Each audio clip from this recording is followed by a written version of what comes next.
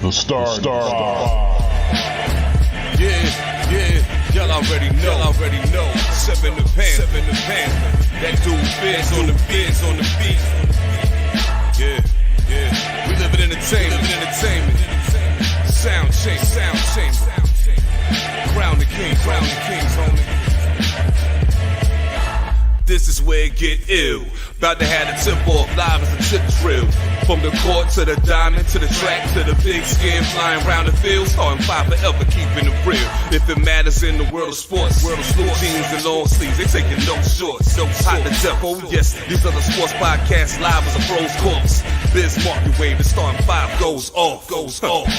No matter who you cheer for, emotions out the window. They analyzing with clear thoughts. They take it way deeper than the boys ever. No longer got any use for the four letters. The latest news, score stats and the view from the sideline. Ain't no guideline, it's just the truth. Yeah, no need to dig for a pardon line. It's always in season to beat the starting five. We going in on three, run the baseline, starting five. Get it, we got what you need. If the sports news you see, we don't waste time. We talking cause we live it. We got what you need. We going in on three, run the baseline, starting five. Get it, we got what you need. And y'all know me, seven sign, I'm the illest cat stick. I got what you need.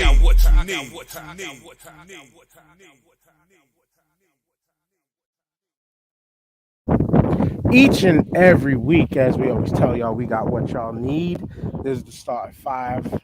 As always, it's me, your boy, that DJ named H5, your mom's favorite fat guy, all the way from deepest, darkest Africa, rocking some of the new custom color merch. Like I said, if y'all want some, I only is doing a very limited run of white t-shirts with whatever color logo you want. Hit me up. The post is in the group. If you're on YouTube, you gotta. Ooh, excuse me, y'all. While I get this gas out, I'll come back to that. TJ, what's up? Yo, what's good, y'all? Finally, a lovely day. We cracked 65 degrees. Sun's out, guns out, baby. So it's that time of year. It's nice to wear a t-shirt outside. Feeling it. I can get some of my melanin back while I'm sitting out in this sun. So I'm appreciating every bit of it. I'm gonna cut the beard off today too. So nah, I can't do that just yet. But see, while we got the suns out, guns out, Jamal's trying to give a little cleavage with the V-neck. Oh, you like that plunging neckline, bro? I'm glad you noticed, man. I got my Walmart brand special on, for the Husky brothers, Hey, the Husky section was fucking key back in the day, yo. Bro, facts. So just happy to be out here. I should be doing some yard work today or some housework or something, but I ain't doing shit after this. I'm just chilling. It's a nice day. Ain't nothing wrong with that, yo. That's what I'm doing right now, man. It's just been a just chilling kind of week because as I reported last week, we the whole house was fighting COVID, and I actually didn't beat COVID last week because when I called out of work Monday, I went and tested on Tuesday, and that shit was like bright red positive. Oh, but then by Friday, I mean, I was still feeling good the whole week, but I was able to utilize that into a whole second week off because of now, test and trace protocols. They give 5 days. Mm-hmm. So I took the whole 5 days, called back into work Saturday, like, yo, I'm good. Because I didn't tell them I tested positive on Friday, but if they're on watching our podcast, then they'll see I tested positive on Friday, but I was instructed to call on Saturday. So I'm back to work tomorrow. 2 weeks off, and I haven't missed a fucking day. I haven't missed work at all. Like, it's been a while to feel that. I don't know if y'all ever feel that, but I've been on some like, yo, fuck work type shit for like a little while, and these 2 weeks was good. I never miss a job ever. I never miss working. If I can master the way of making money while sitting on my ass. Fam, they officially ended work from home at my job like 2 weeks ago, and I've been angry every day since, bro. So. Yeah, they gotta have a reason. They gotta have that excuse for why they pay rent on that building, whatever it is. And that's a part of why they trying to get back to the get everybody back in the office shit. It That's ain't it. no CDC recommendations or regulations. It's all man, we paying 40, $50,000 a month for rent. We got to utilize this shit. That's You it. know, and how many companies out there would freaking probably their bottom line would probably go up It would if they would cut, the cost of property rental. cut the footprint. You ain't got to pay, utilities on top of it. You don't got to pay for Maintenance, insurance. none of Yeah, that. Yeah, you don't. Yeah, it all goes down. Yep, You yep. know, so New that's a equipment. major part of overhead for corporations, actually. You know what I'm saying? hmm So, oh yeah, the insurance is crazy. yeah. Word. Well, I don't work a job like that because my job, my job is to service y'all people in New York City and making sure y'all garbage gets off the street. Essentially, I mean that's the bottom line of sanitation is making sure your garbage gets off the street. But if only y'all would know from the outside, which I'm not giving up all of what we do, but there's so much that this job does that you would be surprised. You know what I'm saying? I think we fly planes too, just like that one going by. Sounds like it. Nah, we don't fly planes. I know we don't fly planes, but our training facility is on a old or is on an old airport, Floyd Bennett Field. Mm, Floyd Bennett okay. Field was an old airport back in the day, but that was way before our day. When our people didn't have the ability to do something like this. If we got caught congregating like we are right now, we's be in trouble. Back in the time that was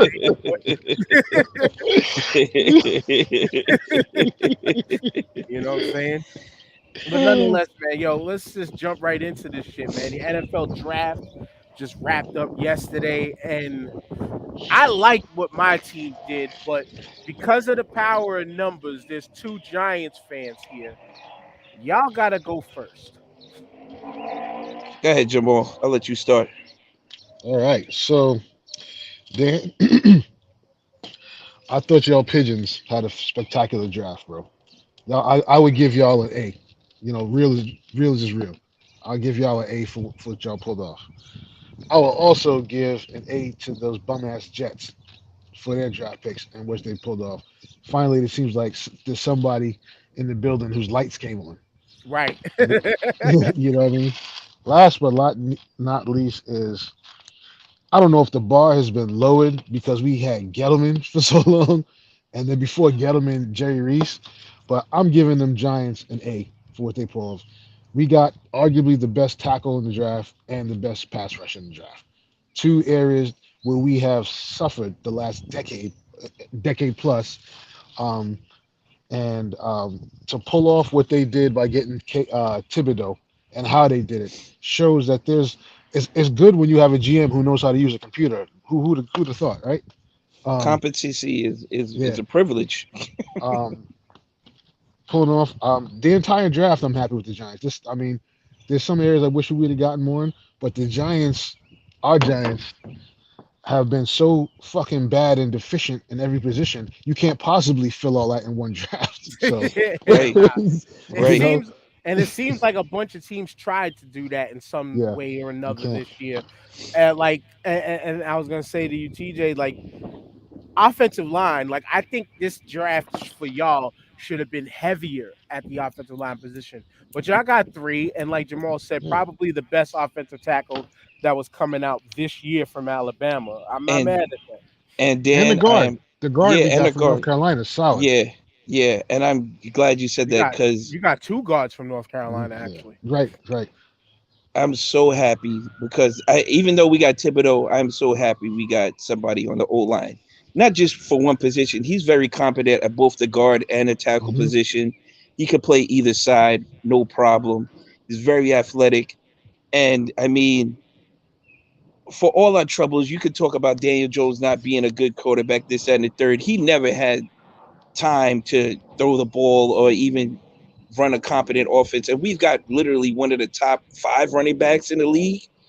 And look what look at what he's done. That's all goes back to the offensive line, man. So to revamp our line, get some decent veterans in there, and get this first round draft pick. I'm super excited. I'm happy. We got some depth. We were very thin on that line, so I'm really excited to see what the turnaround is going to be for this team. And And just the Thibodeau, size of those linemen, bro. The yeah, size of the those dude is linemen six that we seven, got. three Six, sixty, man. seven, and Neil's the same dimensions, man. They got a wall. Jesus, Is what they got. A fucking wall. Jesus, we needed that. The We one so needed that. the one dynamic I do like about y'all picks at offensive line is the fact that you got two guards from North Carolina. So being teammates, Yes, sir. which I'm sure have started together, Hmm. chemistry on the offensive line for something It's going to be that much that easier. people well, is that yeah, something that people don't understand because it's not the sexy position. It's not the position that gets talked about on TV, which we're going to talk about that in a minute too. Positions and people talking on TV. Pause. But but yeah, like the chemistry on the offensive line is one of the most important things in football, in my opinion. Maybe the most important thing, because I mean, all you have to do is point back to the Patriots Yeah. and what they've done over the years and how offensive line chemistry works. You could look at the Ram. Well, not I can't say the Rams this past Super Bowl season because they were. Actually, in the Super Bowl game, they was all right. During the season was so so. But Dan, there's many other examples out there that just take a look back of all the offensive line Peyton Manning had in front of him. You know, the vaunted offensive lines of the Dallas Cowboys of years past. You know what I'm saying? Patriots and Like, Colts, man. '90s. Yeah, yeah, like Actually, if you want another offensive line example, look at the line that Patrick Mahomes didn't have in that Super Bowl, and that there tells you you everything go. you need to know. There you go. or There you my go. if I want to I want to throw my Eagles in there. My the Super Bowl run Eagles. Hmm. It's a matter of connecting. For some teams, it's a matter of connecting all the dots at the right time. But when it comes to offensive line chemistry, like for your sake, let's hope these two guys can start and have the great ability to be able to play and not get abused in the NFL level. Because again, two teammates, there's just a synchronicity that you can't you sometimes you can't coach. Well, you can coach if you have the right pieces, Hmm. but with time and reps together, you can't duplicate that. And And that's it's the uniqueness of you got two offensive linemen from the same school. That's just like okay, these two brains, we know these two brains should be able to work together, and right. that's very important. And that's why football is truly a team sport because one can't work without the other. You see it time and time again. Everybody has to be connected. Everybody has to be on the same page, knowing their assignments, know where they're supposed to be at. Offense, defense, special team, it's all connected. And if it's not clicking, it's going to be a problem. 100%, 100%. But No, that was dope. the rest of these picks, like I'm not too familiar because like I've been paying attention, but not paying attention to college football too much this season as far as player prospects and stuff. Like I was watching games, I was watching making sure my LSU Tigers weren't looking good, which they didn't look great this year. The U was looking great early, but I have a thing with player names because the world of college football is too many teams, too many fucking names to look after. That's where I give props to the peoples like the Mel Kipers and McShays because their job is to pay attention to those people, but their job also seems to be to get paid to get their predictions wrong. Speculate. Yeah. Yeah. Speculate. Mhm. Speculatory picks the whole way. And I'm gonna laugh. We're gonna laugh about why I think that their presence, especially McShay, it's mostly McShay, but the whole network at ESPN this week, it was comedy. It was comedy gold to me after we go over my Eagles picks, which like I was mentioning, man, first round, I thought we won the first round. Wow, I was almost about to copy the invite when I'm trying to do a screen share of our picks. Well, our meaning the Eagles picks, but I thought we won the first round just by way of the AJ Brown trade and getting in my opinion, probably the best tackle in this draft The DT, oh yeah, Jordan in Davis. Jordan Davis. Yeah, without, hands down. And I keep seeing this kid coming up on TikTok on the Eagles TikTok feed and shit like that. This kid is a freaking monster. So you tell another monster. He's like 6'6". I think he ran. They said he ran like a 4.7 or 4.5 40, something like that. And he seems like a generally nice kid. They say he's really smart, very intelligent player. They say he's a DJ, so that makes the love even more better for me. You know what I'm saying? They allegedly called him DJ Oreo, which is, hey, the Oreo shit, it could go so many ways. It could because he's the big fat kid. Is it because he had all the white girls in school? I don't know. Why DJ Oreo? I would like to know. But then I like the pick of Cameron Jurgens, uh, a center to back up Kelsey, or for I don't know if Kelsey retired yet. If potential retirement's coming, we got somebody that can develop. And then the possible one of the bigger steals, draft pick wise, was N'Kobe Dean from Georgia. Bro, So, Fam is an athlete, man. Shout out yes, to Georgia for getting He's 14 players drafted. Georgia's deep, man. Yeah. yo, they had what? I think they had a record 8 in the first round or something like That's that, ridiculous, or man. 7. That's like some old University of Miami type shit. Yeah, yeah. Yeah, Yeah, they were deep. There's a reason 90. they beat up on Michigan that way. Mm-hmm. But yeah, I think he was good. The linebacker pickup, the other linebacker pickup, Kyron Johnson should be good. We got another tight end, which should be all right, coming Hmm. out of SMU. And it just showed this year showed like draft picks. Like we got picked from Dallas. We had a pick from Washington. We traded with a bunch of teams this year. They said this year was like a record across all draft boards, I think, in trades. They said it was like almost like 47, 48 trades overall in the draft. But I don't. yeah, everybody was moving. Everybody was moving this year. Was this a notoriously deep draft? It seems like everybody almost got what they wanted this year in the Hmm. draft for the most part. I don't follow college football like It that, was so deep except in everything except quarterback. right. And that's why they were upset because only one quarterback got drafted in the It's all first good. round or the second round. And that's I'm glad there was exactly no quarterbacks available because that's exactly what we would have drafted was a fucking quarterback instead of getting that help on that line. I'm so and happy. I said nope. that's exactly where we was leading to Yeah. when I was talking about McShay and what's the name? I already forgot his name. Kuiper, Yeah, Kuiper. Mel Kiper. Thank you. And the rest of ESPN. While watching this year's draft, every pick, everybody mentioned a quarterback. Like, wow, I thought they were supposed to take quarterback. Wow, they didn't take quarterback. Wow, they didn't take quarterback, which was comedy to me because one, it was them on the network who was mentioning how this was not a quarterback deep draft. This was not the year for teams that needed quarterbacks to have to take a quarterback. Well, But that's all. go ahead, go ahead. No, it didn't seem like too many teams needed a quarterback. Hmm. I mean, outside of like Seattle and maybe San Francisco, I can't think of maybe Chicago. There's not too many teams that needed a quarterback this year. There's plenty of good quarterbacks that are free agents right now. Yep. And the one team that a lot of people thought needed one eventually got the one that they thought was supposed to be the number one pick in Malik Willis. Now is the Tennessee Titans. By the way, again, thank you again, Tennessee Titans organization, for AJ Brown. We love it. That's a huge pickup for Thank you you very guys, much. Dan. That's going to be underrated this year. Those But bookend wide receivers, bro. Like if you don't got solid corners, which we don't right now, we got one. The Eagles are going to be a problem if Jalen can get them dudes the ball. Thank you. Fucking mind reader. Because y'all Woo! know I have a thing. And Mac Jones is trying to break that curse, but I always say don't draft quarterbacks from Alabama. Yeah. And I always go back and say, hey, I'm sorry.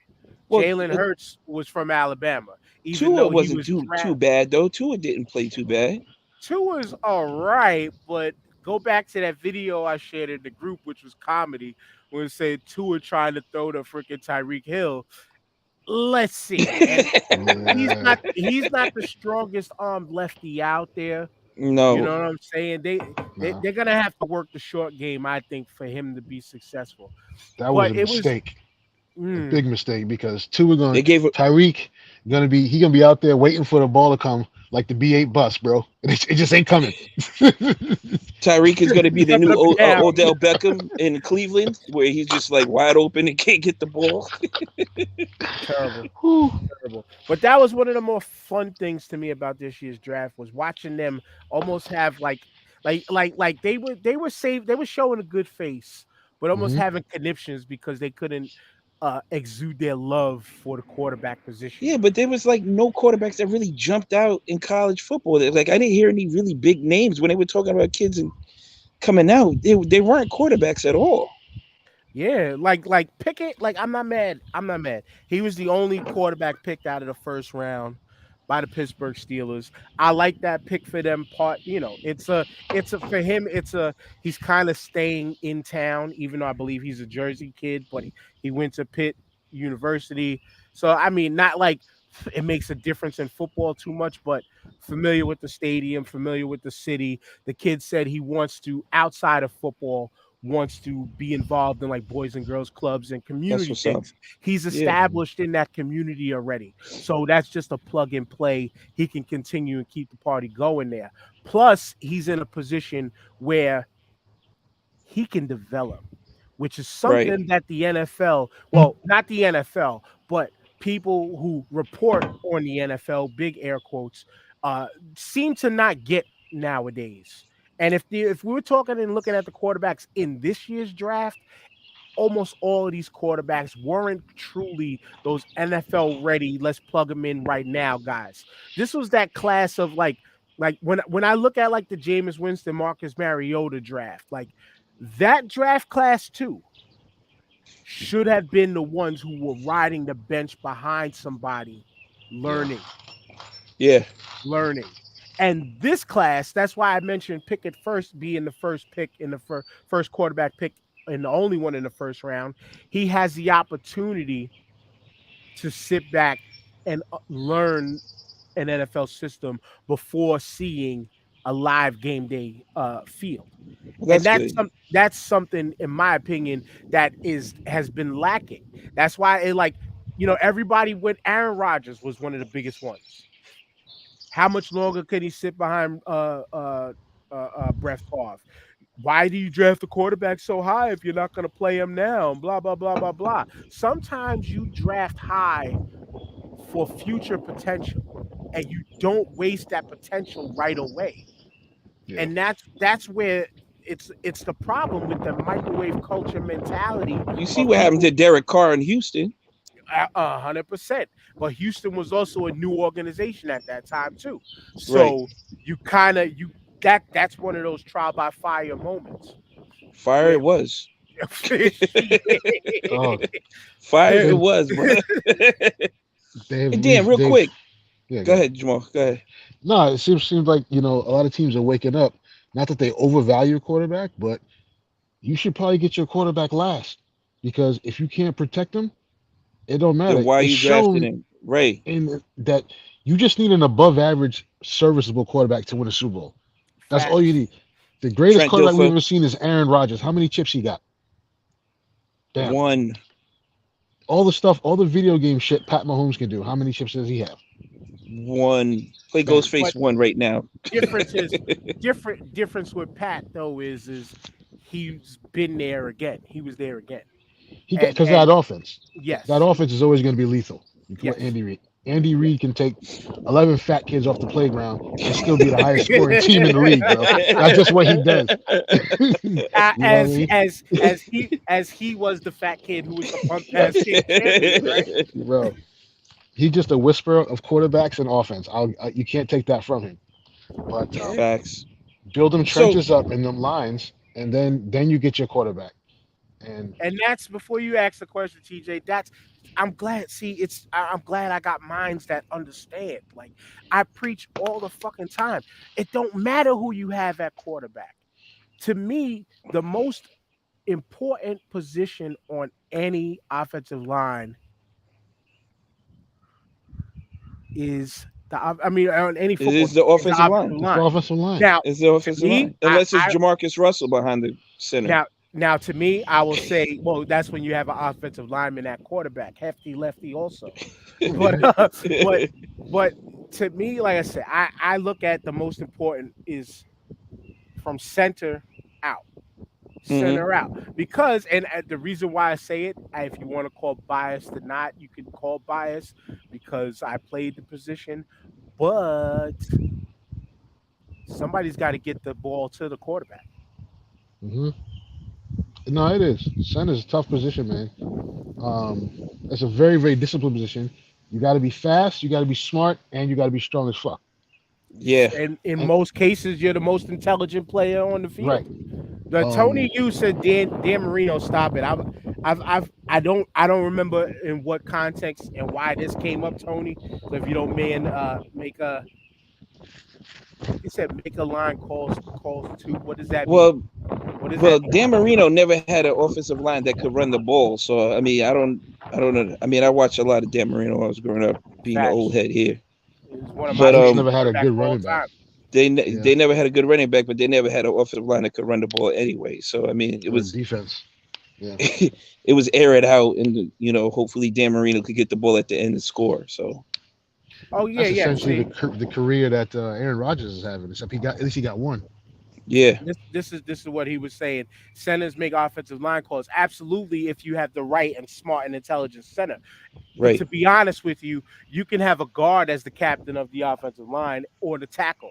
They can make the calls also. Now, better right. that it comes from the interior part of the Hmm. line than the outside, Hmm. because the interior gets to see every part of the field more than That's right. the tackles. So yeah, a lot of centers make all the calls. Absolutely.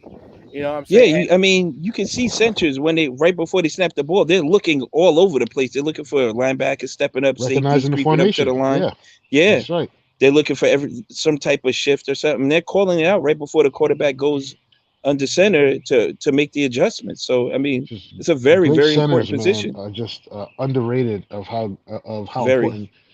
Look at Demani Dawson, man. The way I love the way that dude played the game, man. Mm. Um, Kevin Mawai. Kevin Mawai, Kevin yeah. Mawai, another good one. Yes. Hmm. But that's a yeah, you couldn't pay me to play center, fam. Sorry. It's It's a easy tough and job. hard at the same time because your main job is to get the ball to the quarterback, Hmm. and so much can go wrong from that. And I've been there. I've Hmm. been there. Many a snaps overheads, and I'm talking like I mean I played in pads, but when I first started playing was in a rough touch league, and you're talking in this rough touch league because it's pretty much an all passing league. You know what I'm saying? You're snapping with the quarterback at a 10 yard, almost 10, Yeah. 7 to 10 yard drop behind you. And I was pretty accurate at that 7 to 10 yards, but also many shots have gone overhead. And you're worried about that plus somebody coming at you. Hmm. That well, not just two people coming at you. You know what I'm saying? They're shooting the gaps and Dependent, stuff like that. Shooting the dependent, yeah, gaps. Yeah. depending on how you're lined up, how everybody's lined up. Yeah, yeah, and you gotta read blitzes, try to read blitzes. You make sure and everybody remembers whatever happens on the outside can happen. Right. You're supposed to. It's always inside first. It's Yeah. always inside first. So difficult. Recognizing stunts. Yeah, Yeah, man. Delayed blitzes, all of that, man. I Yeah. mean, yeah. it ain't easy. It ain't easy. It's the offensive line is not an easy place to play. But it is easy in some ways if you know what the fuck you're doing. But Well, it's it's not an easier. easy. It's You got easy to if have the you have skill set to go with it, though. yes, Yeah, Yeah. and it's yeah, easier if you got four guys on the line with you that know what they're doing as well. You know what I'm saying? Like And it's people tough can because make people do. Yeah. That's teach. I'm people sorry, can make brother. your life yeah, people can make your life easier if you got the guys on either side of you who are in sync and be like, hey, I got you. You know what I'm saying? yeah. Like I got you on this stunt. Tony, who is a Dolphins saying the Dolphins fan says he said the Dolphins ruined Jake Long by playing him out of scheme, but he was a beast. Absolutely. Yeah. That's 100.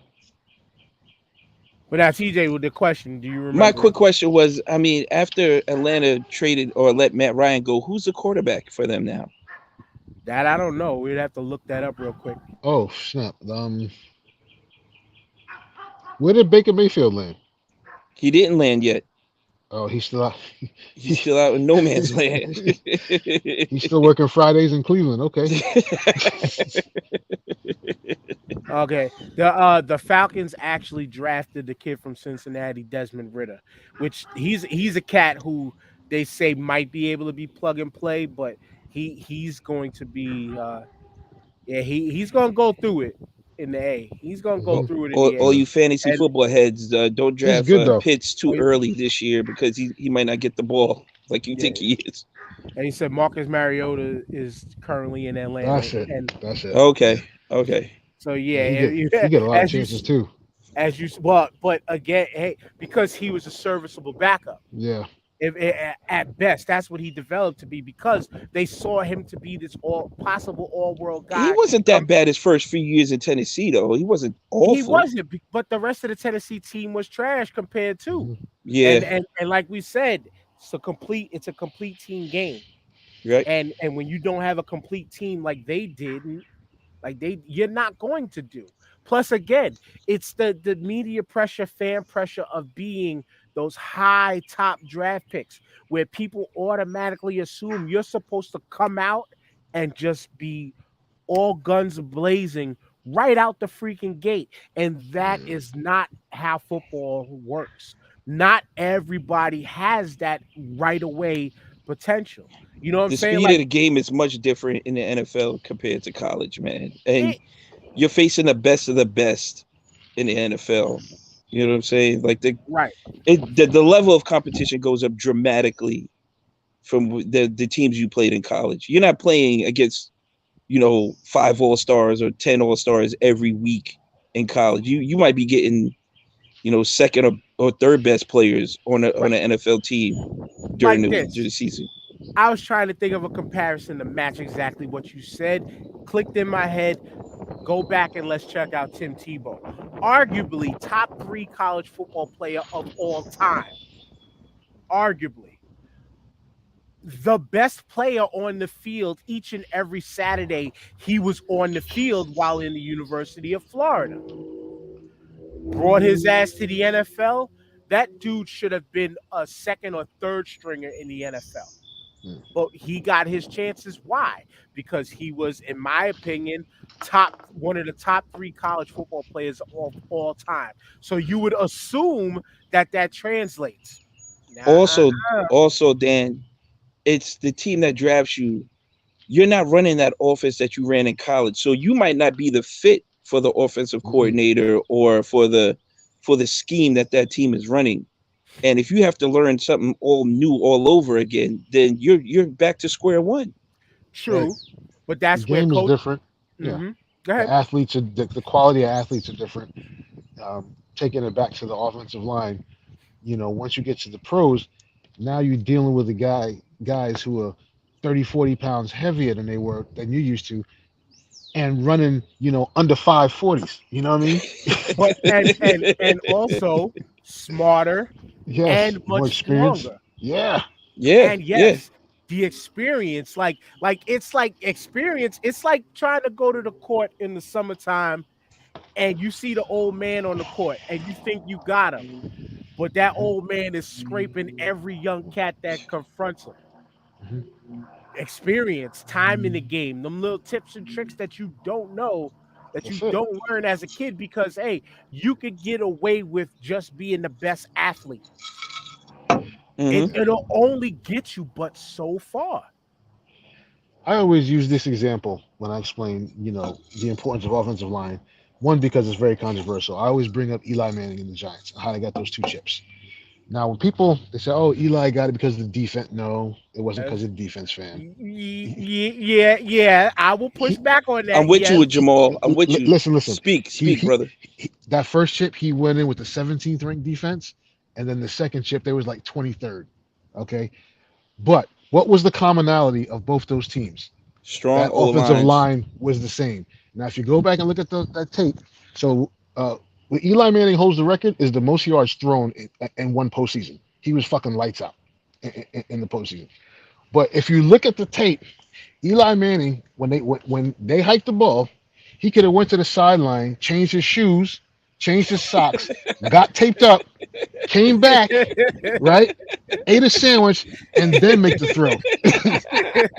Well, see, all right, again, my pushback on your Giants teams, those two Super Bowl teams from Eli Manning, was also it literally was just a matter of you got hot at the right time.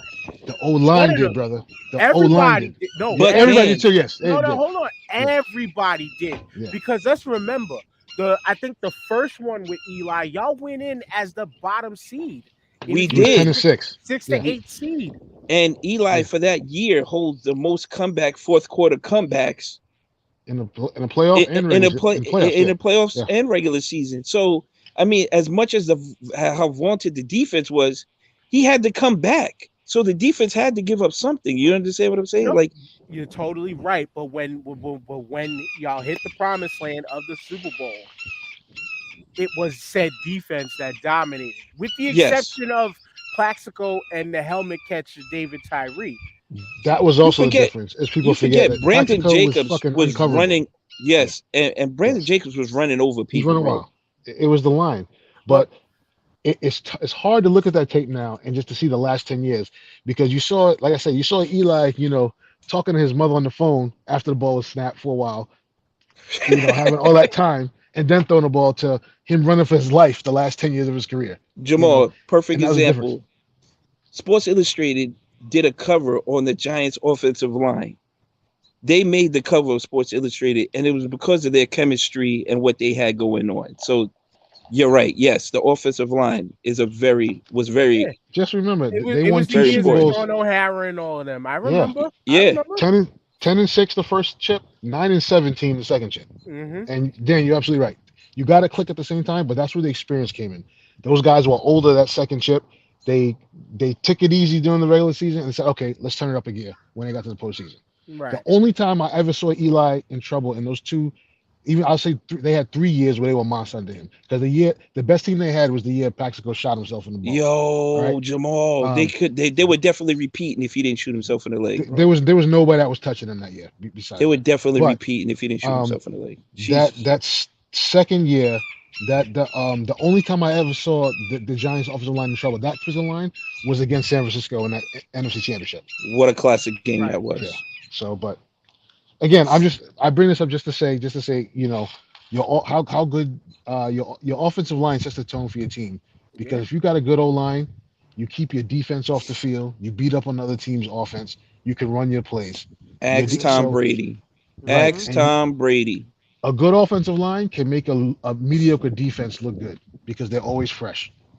And Go ahead, you mentioned freaking Brandon Jacobs. I just want to do some revisionist history on Mr. Twinkle Toes because once that man, he did his career. He did in himself because instead of just being straight north south, head down, go straight through That wasn't power him. runner like what he was. Yeah, he thought he was somebody else Tiptoe. and tried to be the guy to break and cut outside out. It wasn't working for them. And again, I'm not a Giants fan. I grew a hate to the Giants only because of personal reasons, but I don't hate the Giants really. I really don't. I grew up in the house of a Giants fan, my father. You know what I'm saying? Even though he didn't do right by us because I was a Philadelphia Eagles fan, my brother's a Jets fan, and then my sister, Oh. my sister adopted the Ravens because at the time she loved the color purple. And they won Super Bowls in her youth. So there's not much more that needs to be said behind that. Talk about animosity in the house. Nah, bro. there was no I grew up in a Jets house, man. A Jets house, bro. You know what I'm saying? But to have watched Brandon Jacobs in them times, and then again, there's Brandon Jacobs and then there was Jennings too. That two-headed monster y'all had then, it was balance. It was We had balance that was Bradshaw, hard to stop. Yeah, Bradshaw. Bradshaw Jennings, and that first one we had Bradshaw Jennings, and Derek Ward. And the Yes, funny Derek shit Moore. is that Jacobs was the fastest out of all the running backs. Yeah, in the open field. Yeah. In the open Once field if he turned the corner, he was gone. You know. after he broke a Yeah. tackle. Yeah. I But mean, he he was But a freight train. Nobody was bringing that man down when he got ahead of steam, bro. if I you got mean, him early, you got him down. If you got yes, him early, you got very him down. easily too. Very Yeah, easily. because he didn't. Dan's right. He didn't run a strict north to south. right. Where he got you is in the open field. Then he was like, okay, I'm not going to dodge you. Now I'm going to bulldoze you. Now I'm going to truck you. Yeah, But coming to the line, that used to drive me crazy. You know, yeah. he relied more on his speed. Funny, Bradshaw never saw a person he didn't want to make contact with. He was the smallest one out of all of them.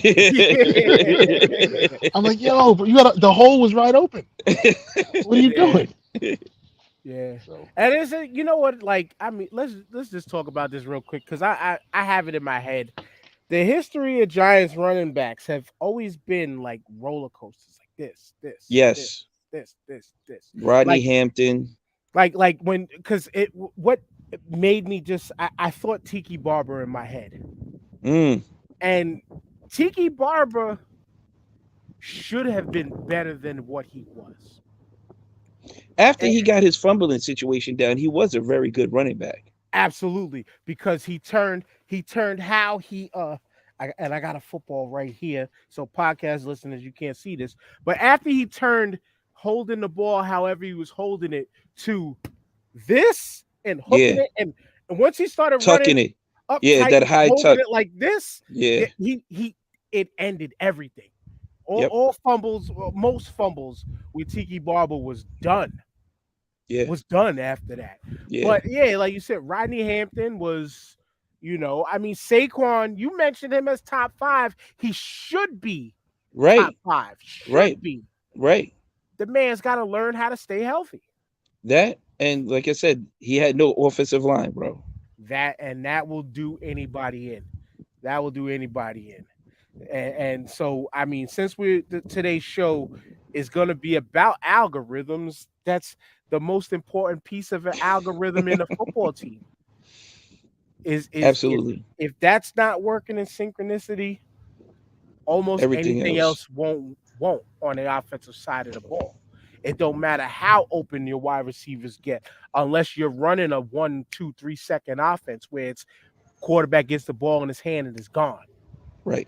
That's the way you can kind of defeat having an average to subpar offensive line. If you have an offense that moves the ball quick, gets it out quick, and has the ability, say in short play, 3, 5, 7 yard pass plays, screen plays, stuff like that, you get the proper blocking down the Quick field. slants, all of that Yes, stuff. your receivers get the proper separation to get open, to work, and to really, really eat. That's the only few ways you can open up anything on an offense. And running game, forget it. Nobody was Barry Sanders. no. Nobody was No. Jim Brown. No. Those are the top 2 that I can think of that, I mean, Jim Brown had some offensive lines, but Jim Brown also made a lot of the time look, and we can only say it from, we had to see tape of Jim Brown. Only JP, who hasn't been on the block in a minute, was alive to watch him live. So, but it's this joke. But he made it look like, okay, offensive line is whatever. Barry Sanders had to utilize his skills around a bad offensive line, and he had players that were good offensive line pieces. Keyword. Yeah. I always say, imagine if Barry Sanders was on Dallas. I think we all said that, and I would have been. It would have pained. They would have me had because 9 rings, bro.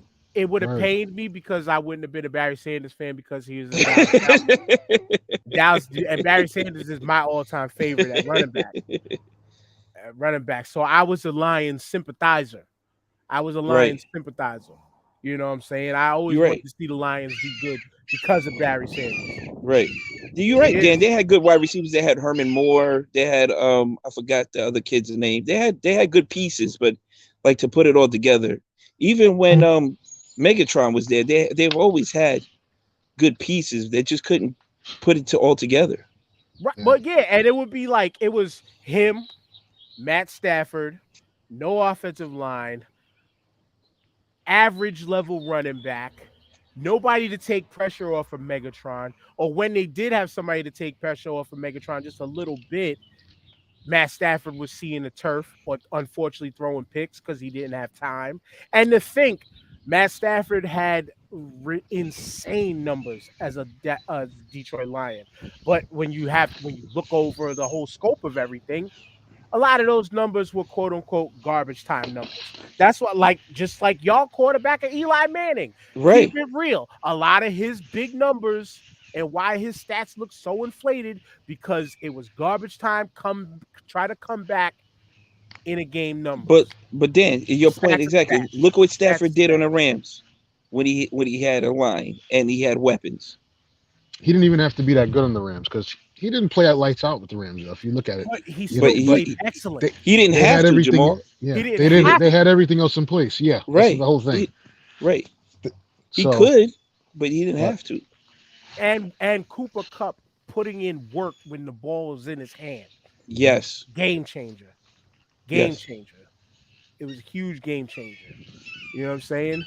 So I mean, all in all, we spoke to just y'all co-signed with me. Offensive line, most important position on the field, and that's what I want these real TV analysts to really, really understand and look at. Like, and they should know this, especially when they have offensive linemen on their TV Dan, they programs, things know like that. that. They know They that, but know this shit. they got to go where the money's at, bro. That's yeah. It's it's all literally about it. hyperbole, man. You know what I'm saying? Exactly. Well said. It's Somebody it, posted a meme in one of the groups. It's hilarious. Of that their worst nightmare is when one of the draft picks has a stable home with a mother and a father. they got no story to embellish on. That's their worst. They hate that. it is. It is when Oh you're my just God. when things are just too good. When things are just too good. You So don't have the you don't have your story of what was that lineman that they did the movie on, like, yeah. Oh, uh, Blindside. yeah, Yeah, there you go. You're not a Colin Kaepernick where you was adopted by a white family. Like you need like that, like they love that white savior story if you want The to hard call luck. it. Yeah. Yeah, hmm or the single black mother who did it all story. yeah, That is there's no shots at shots because people are doing the damn thing with their children. right. You know what I'm It saying? No shots sells. at all. It sells. Those stories move, make money, man. They can't Bottom get through a line. segment without. They're upset if they get through a segment without saying the word "mama." So Yo, yeah, there has to be something like. And real quick, let me get to Ed's comment, as this is something we already talked about. The Giants have unfortunately learned the hard way how important the offensive line is to a team. 100%. That's what we Yep. literally just covered.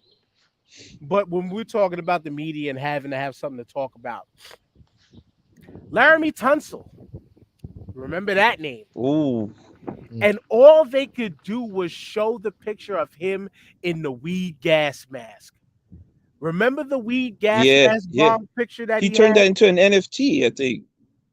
Good for him. I hope people buy it for him He turned that into an NFT. Yeah. because it was straight bullshit, and that was still just on the borderline of the times of where we are now, where weed is finally becoming acceptable and legal in most places. Him, he looked like public enemy number one just because he had fun in college. Like literally, that's how I took it. The man had fun in college. That might have been the one time he smoked weed in his life. I doubt it. But He if ain't we, putting on a gas mask for the first time. If right, you and smoking you took a picture of weed. it, like that was one of those also downfalls of like the social media era on athletes. Like you gotta mhm. Herm Edwards tells these kids all the time, think before you press send. Yep. Think think before you press send. Who was there was another player a few years back. I forgot his name, but it came up in my Facebook stories.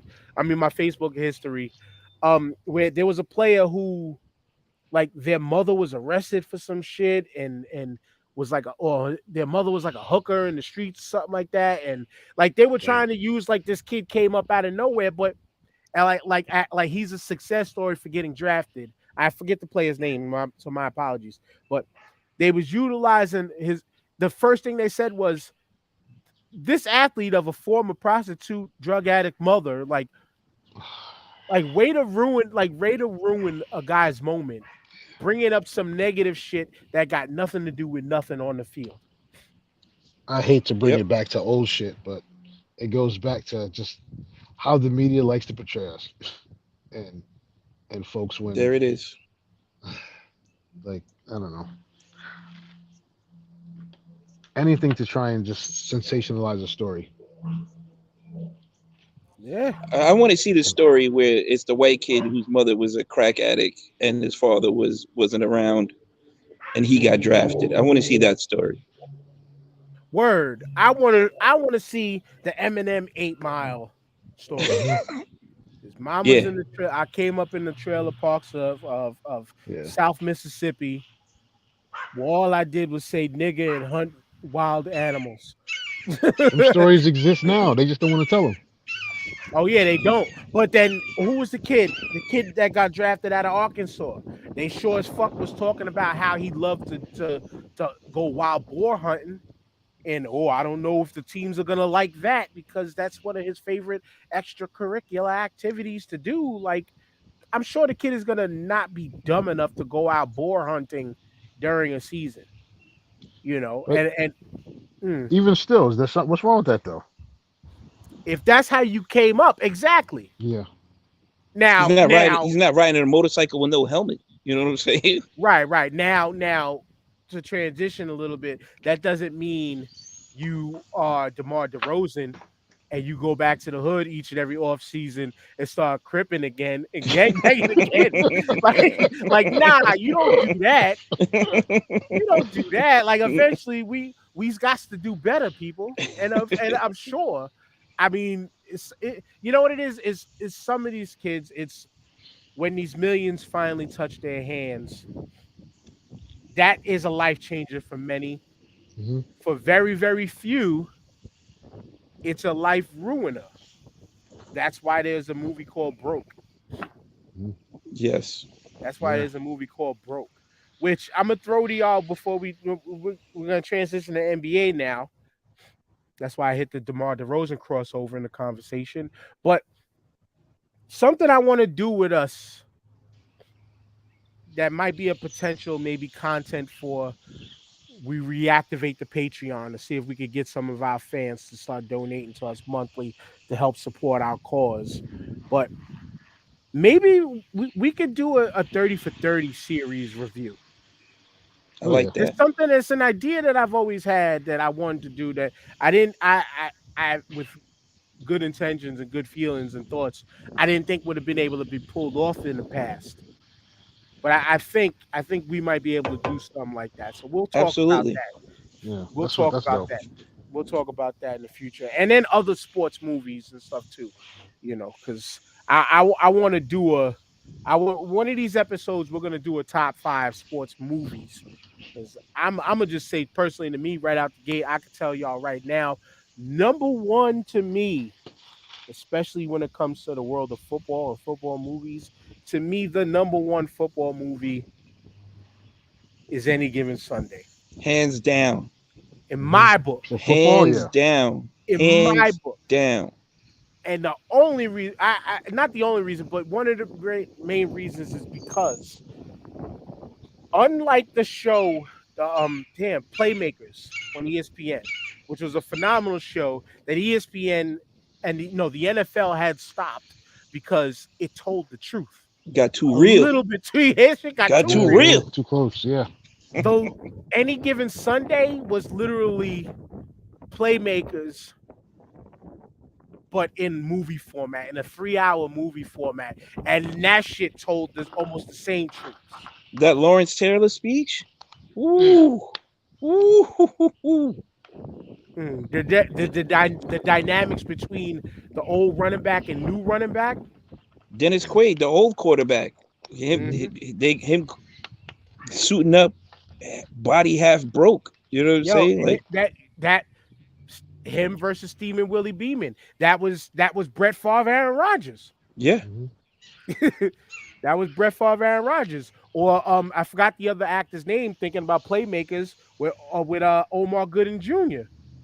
He was the new hotshot running back coming in to take over on the team.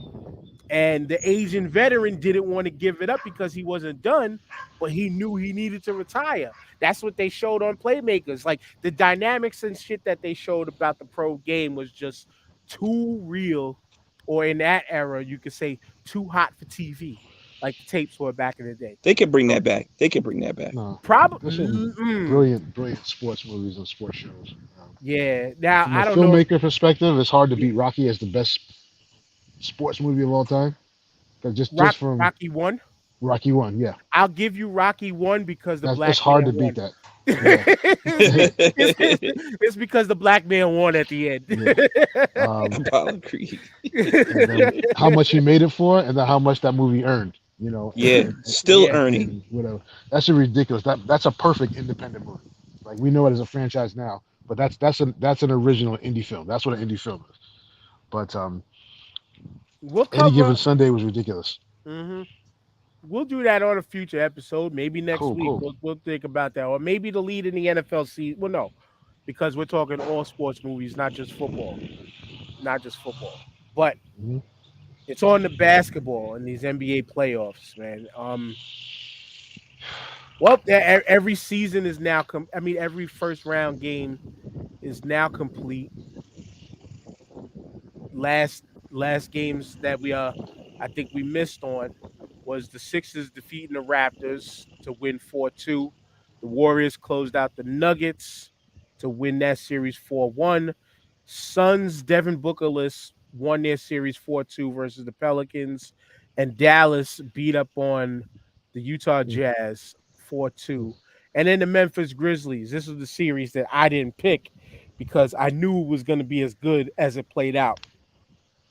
But Memphis won 4-2 over the Timberwolves to give us one game that's on right now. Bucks Celtics, Warriors Grizzlies, Sixers Heat, and Mavs Suns. Let's go with the ones I'm sure we're the least interested in right now. Let's go Mavs Suns. Jamal, where is this series going? Suns 4-3. If they can stretch this out long enough for Booker to come back, then the Suns should take this. They still got enough to beat them without Booker. Um, they seem like they figured out how to play without them. You know, the Mavs They did never been there benefit from, before. They never yeah, been there but before. they benefited from playing Utah. With Utah, they just shit the bed. They need to blow that whole team up. Let us get Donovan Mitchell, and then Gobert can do whatever he want to do. Word. But And I say the double blow to Utah in with that closeout game and Rudy Gobert getting stung in the face by one of his own bees. that's crazy. That's a life lesson. What are you That's- beekeeping for, fam? That's literally insult to injury. Yeah, like come on, man. But shout But out to the point guard, Chris Paul, going 14 for 14, 100% from the field, and they weren't easy shots. dude, theoretically, that brother is an MVP candidate every year, and like we touched on last week, and this just shows why. Agreed. TJ, where you got Maverick Suns? Whew. The Suns are hungry, and they've been there before. They got experience. They got a long pedigree experience with Chris Paul at the helm. So you got to take that. If something happens to Chris Paul, you can see it going the Mavs' way. But I say 4-2. They go 6. You can't count out Luka Doncic for taking over a game and just winning, or maybe 2. Him getting some help from Dinwiddie and the rest of the crew over there. But the Suns are on a mission to get back to the finals, and that's all they see is getting back to the finals. And they felt that they were that close to winning it. So I got the Suns winning 4-2. Yeah, I like the 4-2 pick for the Suns because just as simple as this, in my opinion, Luka can't do everything. And it seems Dallas, the last series, relied too heavily on him and his presence. So I do like the Suns I mean, even Brunson without carried the Devin Booker. torch a little bit while Luca was down. Yeah, he did. He But did drop 41 in that second game. I mean, that's nothing to sneeze at. so if They Luka's not there, they're gonna have to drop 41 each and every time. Right, right. That's what I'm talking about. Okay. they haven't figured out how to make Luca and Brunson effective in the same game, and that's their problem. Hmm. That's on the coach. Hmm. Yep. So next series, oh Memphis Warriors. yeah, let's go there. Go ahead, TJ. Well, I got the Warriors in a 4-1 because Minnesota blew way too many leads in that series prior, and they were huge leads that they melted down. And the Warriors are not going to do that. The Warriors are going to step on your neck and just beat you out the building. So with Steph back in the starting lineup, you got Jordan Poole, you got Draymond, Clay is back. They're I don't say steamrolling, but they might give them some type of be a nag or a pest. But I got the Warriors winning for a 5-1. Is it 7 games this series? Yeah. And Yeah. I was gonna I don't say think they need five, but I was gonna say the same thing, Jamal, to pass it to you. Warriors in five because of too much shooting, and all they have to do is just cause Ja Morant just some fits, yeah, and they're not going to be able to capitalize and overcome with all the firepower that the Warriors have. that's going to be the problem. Watch, watching Minnesota and Memphis play the last few games I did catch was beautiful, young, athletic basketball. It almost looked like an ABA game the way they was just moving the ball, running up and down the court and stuff they were doing. Um, the Warriors are not going to let up the way Minnesota did. They're not going to take their foot off their neck, and that's going to be a problem. I think the athleticism of Memphis will keep them in for 2 games, Mm-hmm. and give the Warriors some trouble. I'm going to go Warriors 4-2. It wouldn't surprise me if this went to 7 though, Yeah, just on the heart because we watching these young kids on Memphis grow before our eyes. That's and True. say it again, as you just said, the heart. mhm, Just to say it again, it's that heart that Memphis Grizzlies team has. That like, yeah, having heart the way that these kids are playing that's that shit you can't teach. That's that What's shit you greater? can't. What's greater? Is it heart or will? Which is greater, the will to win or the heart? I would say the heart because mhm. when you have the quote unquote heart to win, you're almost unstoppable. You got to be The killed. will, Yeah. yeah, the will can be killed once you punch somebody in the heart. Hmm. I mean, the heart. If your heart stops, obviously the heart. If the heart stops, then everything else is gone too. Right. But if you go in with more heart, you're going in with the will to win. Hmm. So the heart, just like in our bodies and our physical makeup, the heart has to lead the way. Yeah. The heart gives you the willpower, is what you're saying. I get it. Yep. I get it. But that's my answer. I don't know about what you No, saying, Jamal. I co-sign that. Yeah. I'm agreeing with you. I think heart can overcome lack of skill. Heart can overcome lack of will. Heart can overcome a lot of things, man. If you're going up against somebody that you have to kill them to beat them, how do you compete against that? Yeah, Mm. yeah, Mm. yeah. And some teams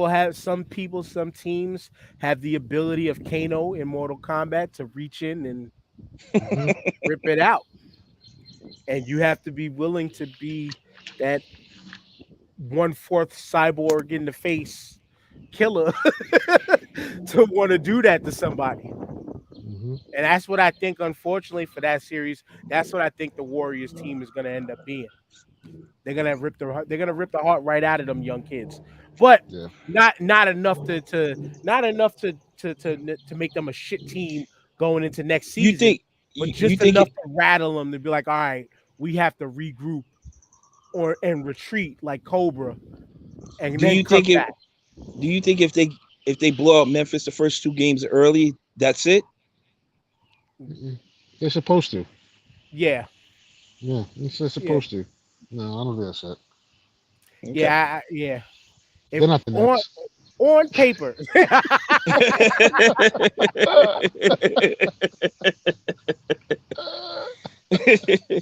they're not the My bad, Nets. Nets fans. I just had to take that shot. My bad. They're not the Nets. They're not the Lakers. They're not our Knicks. They at least made it. But I'm next just up, proud of the Knicks that yeah, even though we didn't make the playoffs, we won the same amount of playoff games as the Nets. So I'm gonna plug my Knicks right now. Yes, yes, yes. They get the ze- try hard award. zero. I think they get the Bart Simpson gift. At least you tried. throw Yeah, the throw the cake in the garbage. yeah.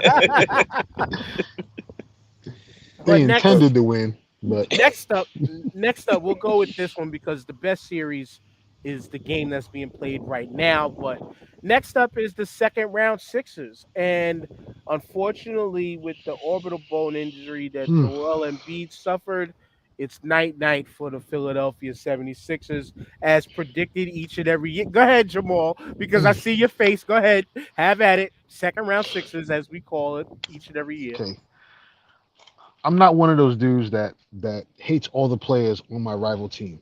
Hate the Sixers. I hate the Eagles. But this play, Joel Embiid is probably my second favorite player in the league right now. I wish we had Joel Embiid. I love the way he plays the game. 1000%.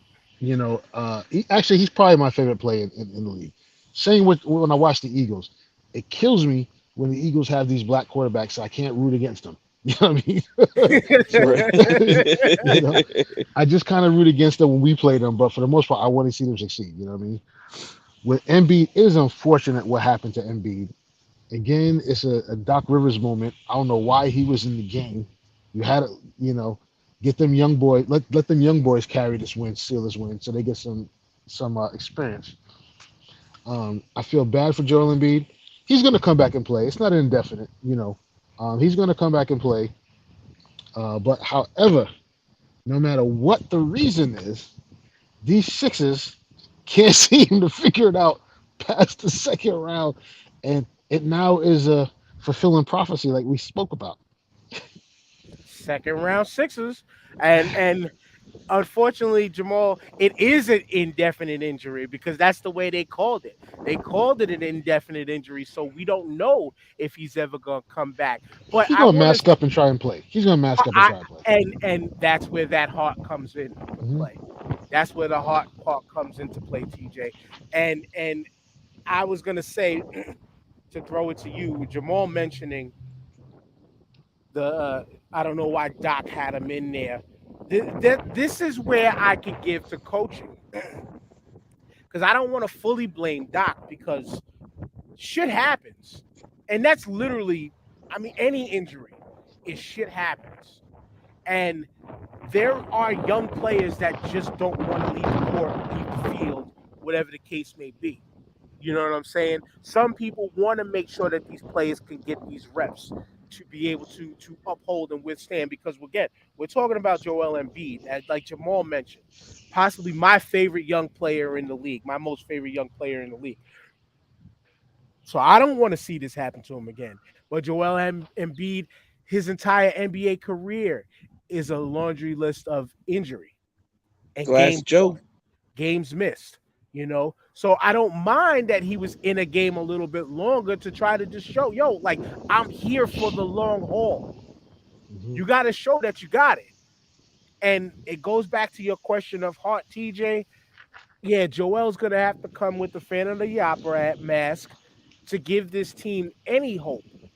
But even with him, not being anti, because I don't hate the Sixers.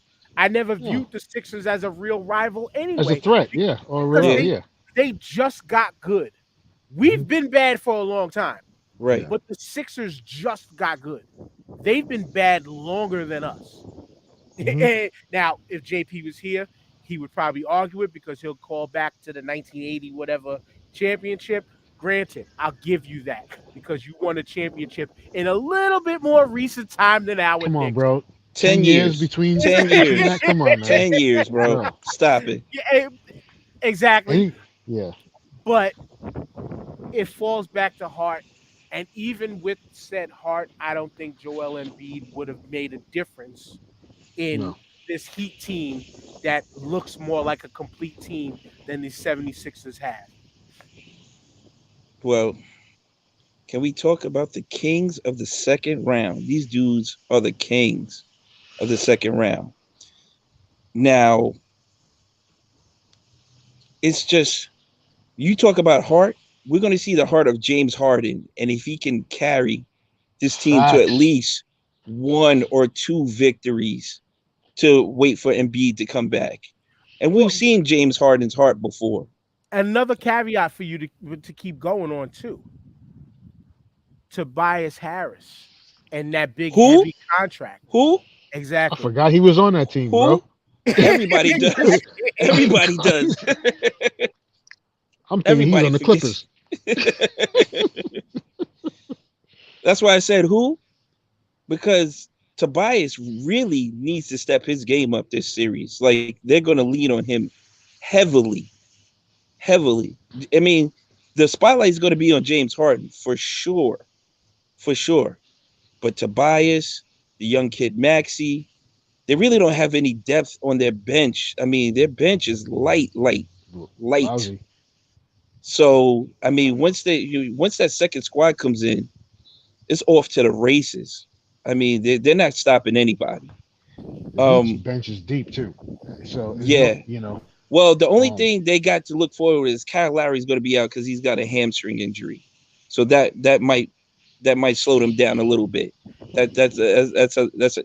It's not as big as a blow as Joel Embiid being out though. Yeah, I was gonna say no. because I mean, if you want to match, if you look at it, say match up on guard play, like okay, you're missing him defensively to try to slow down James Harden, but that's it. Like you didn't lose somebody who would lose to Harden defensively.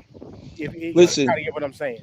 nobody on Miami is not scared of anybody on Philly's team outside of Joel Embiid. They are not.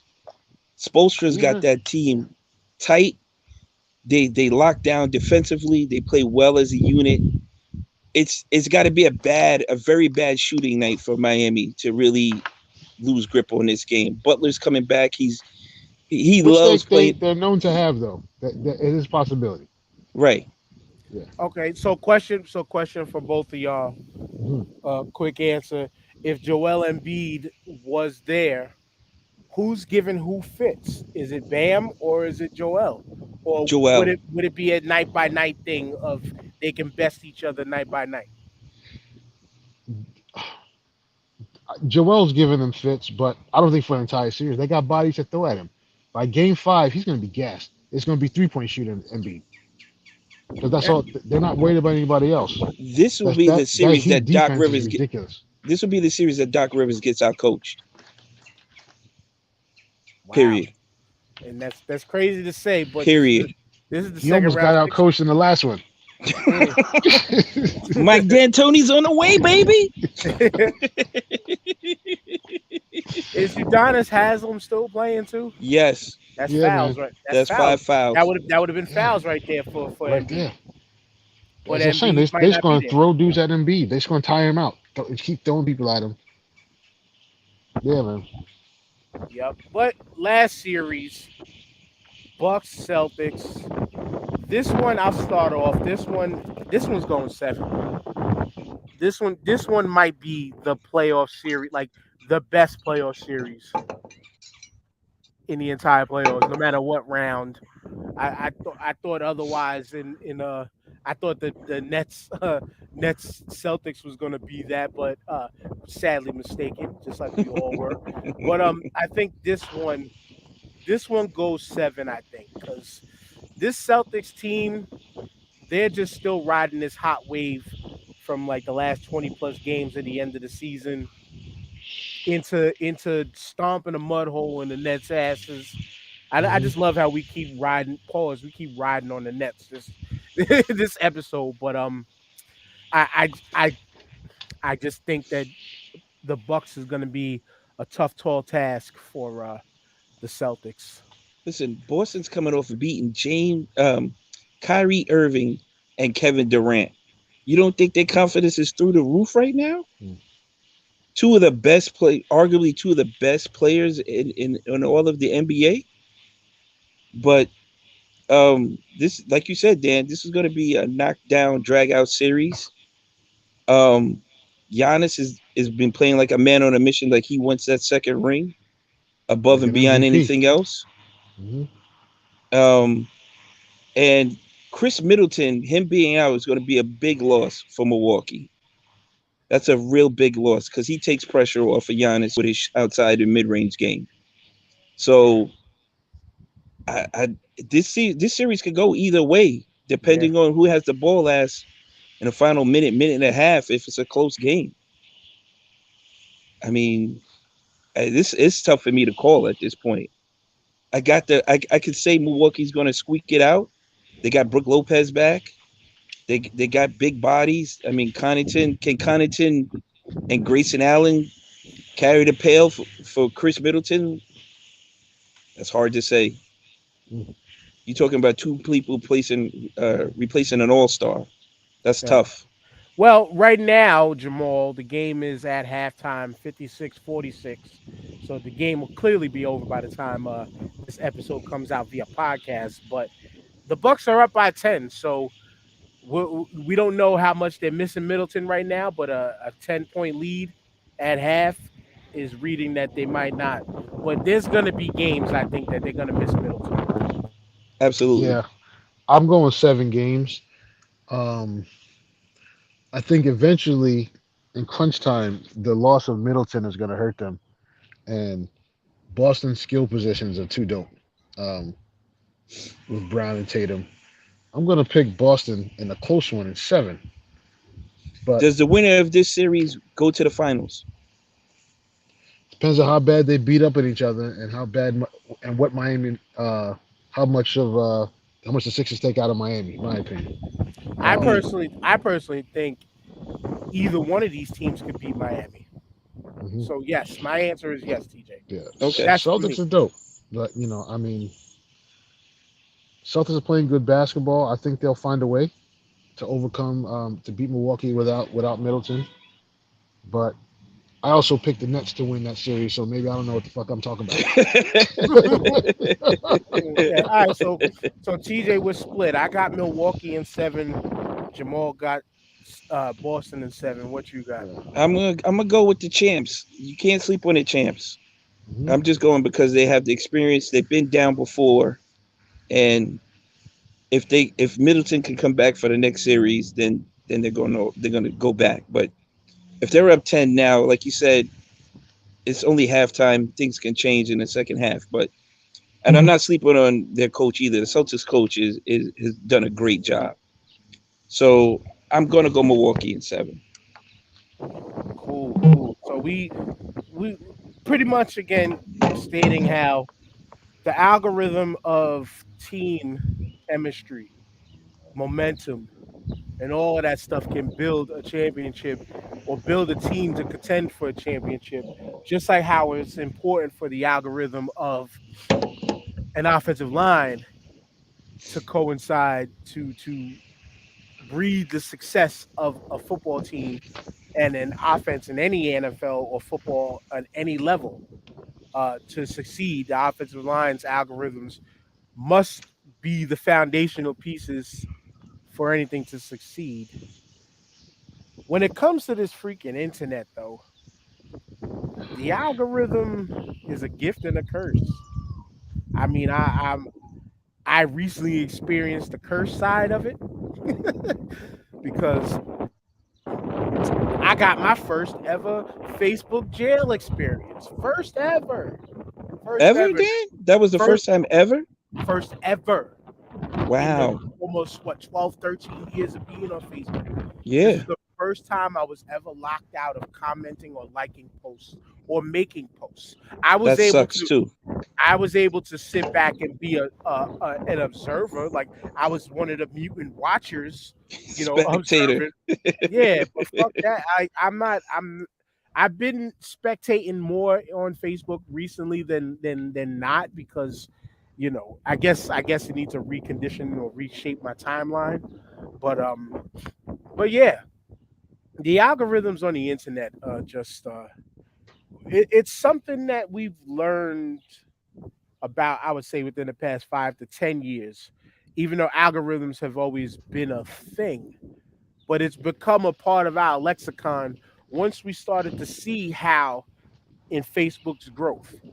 Facebook itself, which we're broadcasting on right now, Facebook's growth over the time was you used to be able to come on and almost say anything to people, talk to anybody in any kind of way. Graphically, you was able to post a lot more than what you can now, with the Yep. exceptions of like nudity, murder, stuff like that. Like they would eventually catch on and remove those types of posts. But titties slipped through several times on Facebook. Titties have slipped through. Killings happen on Facebook still to this day because of the live feature. Yeah. you know. But there's just like a gift and a curse thing behind the quote unquote algorithm, which I'll give the exact definition of: a process or set of rules to be followed in calculations or other problem solving operations, especially by a computer. So what we've learned, and thank you. I'm just more like a spent the night in jail type of like member, but I'm in the club nonetheless. Thanks, Kurt. The algorithms on the internet has I you want to call them gift and curses. I'm kind of calling them more curses because you see more or less you accidentally posted some shit. Now this is the thing this with Facebook. You posted some shit 11 years ago. I know TJ, you're going to talk about that in a minute, but Hmm. you posted some shit 11 years ago, and now they're coming back and saying that it's bad. You know what I'm saying? You Google search one thing on your phone, all of a sudden, the ad tracking algorithms picked up. Holy shit! Dan likes heat transfer vinyl. He bought one package of heat transfer vinyl. Let's show him all the heat transfer vinyl there is in the world. Let's show them the heat press machines. Let's show them to have the machines to cut everything. Let's show it happens all the time where it feels like they say, yo, everything is watching you at all times. Big Brother's You're always being watching you tracked. at all time. Hmm. You're being tracked. And it's true. That's true. You can bring it back to, I would say, where it really, really started to push was 9/11. 9/11 was that one push of everything The being Patriot watched, everything Act. being tracked. The Patriot Act, the NDAA. There's so many things that are quote unquote work like an algorithm that connects the world and the universe to everything, and to where the benefits is you can find people of like mind Hmm. that you may not have known before and say, hey, yo, we're Giants fans and you're a Giants fan in New Zealand. Holy shit, man. Let's get to know each other. Let's be cool. That's like the good part of the algorithm. The good part of the algorithm could be, there's certain things that you have in interest and conversations with other people. It can lead you to a new group that can introduce you to new people, new sets of ideas, minds, thoughts, things of that nature.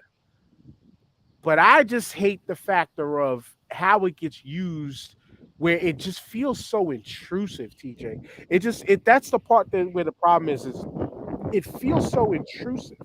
And now when you think about, so we could throw this in because it's a recent news topic, Elon Musk allegedly buying Twitter for $44 billion Must be Hmm. nice. and allegedly wanting to take it private. Like, what is that going to do to the algorithm of a Twitter trying Whatever to bring back Elon Musk the wants it to do. Yeah. It's whatever Elon Musk wants it to do. The algorithm is flawed, severely flawed. And Hmm. as you were saying, Dan, I don't want to be flagged for a post I did 11, 10, 9 years, 3 years ago. I don't want to be tagged in it. You should have tagged me in it when it was done Yeah. at that time. I understand technology's gotten better and they're getting better at it, but you can't hold me accountable for something that was done 10 years ago. It doesn't work like that. I'm a different Mhm. person than I was 10 years ago. And I'm not even posting the same thing I was posting 10 years ago now. That doesn't come into consideration at all. And Facts. to flag you without any response, without any questioning, without anything going behind it and be like, hey, you did this wrong. It was 2009. You're like, 2009? I don't even remember what I posted 3 weeks ago, much less 2009. How are you holding me accountable for that? The same thing that happened with Kevin Hart with hosting the Oscars, right? Hmm. They dug up some old tweets he had, God knows how long ago, and they held that against him. He's not the same person Right. that he was then. He was an up and coming guy. He's not the superstar. He wasn't the superstar back then as he is now, mega media giant that he is. How are you holding that against him? And that's the thing about it, Jamal, is the holding against you some shit that you did 10 plus years ago. Let's think about it like this from the movie from the film aspect. Zack Snyder, Hmm. when Twitter was known as the Wild Wild West back then, when everybody and their sisters, mothers, cousins, uncles, grandfathers was just wilding the fuck out, saying any and every little thing possible on the internet. That they, when it was quote unquote unregulated, when you pretty much you did what you wanted. It's literally like telling people you can't grow from what you said 10 years ago. Right. And if there's any proof in that was Zack Snyder. He wasn't the same person making tweets about children like he did 10 years back, which again, it's personal and it's subjective if you took those as jokes or not. But to hold that against somebody from 10, 12 years back, that like to me, that's more damaging than trying to be helpful. And I will personally blame the quote unquote woke cancel culture that we live in that allowed a lot of these spaces to develop these algorithms to then put a stop to something that, oh, I was offended by for 2.5 seconds. I didn't like it. It all got to end. Yeah. It's trash. It's actually detrimental to society because you grow from experiences in life, and you learn from mistakes. You learn from things. You change your outlook on stuff, and to hold people to who they were, a decade ago is trash. You know what I mean? I've learned from experiences. I've done things and seen how my actions can affect others and vice versa. And I've changed my outlook on a lot of stuff. You can't, I'm not the same person I was, back then. With them going back to Twitter and what they did to some of these athletes and to um, uh, Kevin Hart is like they had an open space that said, hey, we have no rules. And now, 10 years later, now we have rules and we're going to punish you for what you did. We had no rules. You know, it's stupid. It's not a way to grow. It just if you just continually digging up the past like that, um, But it's that ridiculous. okay. No, no, but the algorithms are terrible. And it's not so much even the woke mob, Dan. It's the last election cycle really fucked up the social media police on every platform, and which which that was key. which was brought on by the woke mob, which we Uh, all were. Which now I'm full transparency. We were all a part of it because we didn't want that fucking circus clown in office. It's not that though. I, It's I'm like gonna because disagree with you a little bit I there, didn't. like Dan, Yeah, because now I'm you not. can I'm that's just still bringing. get like like I'm yeah bringing it like only up as a point of view. I'm not no, I saying that got you. I I'm okay, got you. on it. I'm not And saying you're that I'm right. on it right. like that. I'm bringing it up as a point of view. It's part because of the woke mob and everybody all of a sudden that's alleged of high consciousness and this and that and the third. It's they're hearing our voices. We want changes, and so this is the well. If it ain't good for one, it ain't good for nobody. And so now Let's tweak this so now nobody can say and nobody can do. And so where the expression of opinion, it's like fuck. Do I even type in the word fuck anymore? And Yeah. that will, you know what I'm saying? Well, to me, it goes further than that because I think it's person like who's been incarcerated, right, and is trying to get a job. Let's say he got incarcerated for something 10 years ago, and now the job won't hire him because he's trying to turn his life around. He's not that same person. Maybe he was a teenager that did a crime 10 years ago. Now this is a full grown adult, family man, paying taxes, doing what he has to do to get by. And now they're holding that one thing he did back as a teenager against him for him not getting a job. It's Which been prevalent throughout. yeah, I was gonna say, which that's still a part of our history on a everyday basis. But that's why I'm appreciative of a job like mine. Now, I don't have an F on my report card, but my job is one of the few jobs that you can have an F on your report card and get a job as long as you are honest about what you did. Right. And then there's the second chance opportunities are there, and that's what the algorithm and what you mentioned before is where it's detrimental, like Jamal said, where it's like, yo, where do you have time to grow, Jamal? And what room do you have time to grow over 10 years when they're holding you accountable for a fucking meme about a young kid? You posted the video of that girl Sarkeisha beating the fuck out of some kid, and now you're getting blocked from posting because the Sarkeisha video was hot 12 years ago. You know what I'm saying? And then like Curtis says in the comments here, he says people be fucking on Twitter. You don't even need Mhm. an account to see it. How is that? I mean, hey, Twitter is a good place for porn. I am not mad at that. But that's a good algorithm. It's a free space. Yeah, That's a good algorithm to but have. the algorithms are imperfect, and Facebook has had probably the worst track record on the algorithms because it's amazing what they let through from which groups or which type of posts, and amazing what they don't let through. So Hmm. Facebook has been completely fraudulent on all of that shit. Um, and it's stupid. That's why I barely post on my main Facebook. I'll put up stories or whatever, but I got sick of being blocked or losing my privileges for days at a time for dumb shit.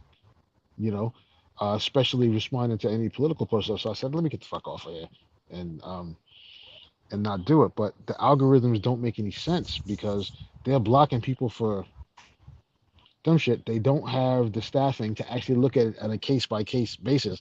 So there's some AI that you're talking to trying to decide whether it was dumb, whether they blocked you or not. And that's what happened to you. And that's exactly what the fuck happened to me. Yo, and this is good again, me full transparency on what happened. Facebook said that I had posted some shit that showed child endangerment or child or sexual acts or some shit, which Hmm. y'all niggas know me, especially y'all who've been down with the podcast for the longest. I've expressed on several occasions those types of people never need to breathe oxygen on this earth in life. And it's crazy how there's people out there that want to even justify it as a mental illness. That's a mental illness, in my opinion, punishable by death. And to some who know, there was a real thing that happened in the family. I'm not going to give that story on here, and it wasn't on my side of the family. But if you know how I was after that incident, you should be glad that the law caught that person. That's how I feel about that type of shit. So for Facebook to have said that I posted something crazy like that, which if there was anything, it probably was a funny ass meme that the algorithms caught up to and was like, nah, nah, nah, this ain't cool. You And just trigger, yeah. I don't even go that route. I never play with that type of shit. And this is where it's fucked up. Like Curtis is saying, it's not a good algorithm because our kids can see anything and everything and they don't have accounts. That's to try to entice you to come onto the platform. But when, like TJ mentioned before, you have no way to dispute the quote unquote charges against you is a problem. Like on TikTok, I had I had videos pulled down recently. I had a video pulled down where I did a series of stories of what I felt were my 5 favorite wrestling theme songs. So I played Metallica's Enter Sandman because if you were an ECW fan, you know the Sandman used to come down to the ring to enter Mhm. Sandman. Sometimes the whole song would play before he even touched the ring. And because the fact that I actually have a kendo stick in my car right now, I put and you know Sandman, beer drinking, cigarette smoking on his way to the ring. I cut a piece of a straw, left the straw in the white paper, had it in my lip like this. TikTok took my video down because I was quote unquote smoking. I sent a review. Then I typed in later. I was like, yo, you took down my video for a plastic straw. And then I made a separate video showing the piece of plastic straw. Now, but when the story was already up and done for it to be seen openly publicly, they restored the video because they realized somebody reviewed it. Okay, we made a mistake. And actually, almost all my reviews so far via TikTok have been reverted because it wasn't what they said it was, with the exception of, yeah, a couple times I did blow a cigar on video. It's in their it's in their guidelines to not do that. Simple. You don't do what's in their guidelines. That's it. That's how you Mhm. defeat that. But when you have no format to even dispute what you are claiming against a person, throw the whole shit in the garbage. And Yeah. that's just the best way. Throw it all in the garbage. Start over. TJ, you was talking pre-show. 12 years ago, you said some shit you posted. Yeah, yeah. I got banned for 2 days for some shit I don't even remember. It's probably one of my good morning memes or some shit like that. I don't know, but because they Yeah, can them get kind joints of is crazy. hardcore, man. I post some crazy good morning memes, and I'm surprised. I'm probably jinxing myself right now because I'm probably gonna be gone after this podcast. But but I posted some crazy good morning memes every now and then, and they're fine with it. And for them to come back and say, "Hey, man, you posted this such and such a time ago, and we're gonna give you a 48-hour ban." I'm like, well, can I at least talk to somebody about it? Who can I? I tried to get back. I tried to look for a number to call, somebody to email. Nothing, nothing. It was said and done. Judgment had been passed, and you had to serve out your time. Period. And that's fucked up. It Plain is. and simple. It's just Like fucked up. like with my shit, like I had to dig to find a way to write a comment, and I don't even remember how I found it. Some shit popped up, and I just like, yeah, you banned me for this. It's not fair. I don't even know what the fuck it was. I'm sure I didn't do it. How do I even know if my account was hacked or not? And Yeah. and we all know the celebrity loves to claim that their account is hacked. And when Like it's Draymond. but when or KD, shout outs to the Nets, you know. But when it's celebrity, they know how to open their shit up to fight for a celebrity shit or to prove something. They know how to fix that because the That's celebrity helps the blue check helps drive people to their platform. that's like somebody accusing you of sexual harassment and you weren't nowhere near the person at the time they claimed it.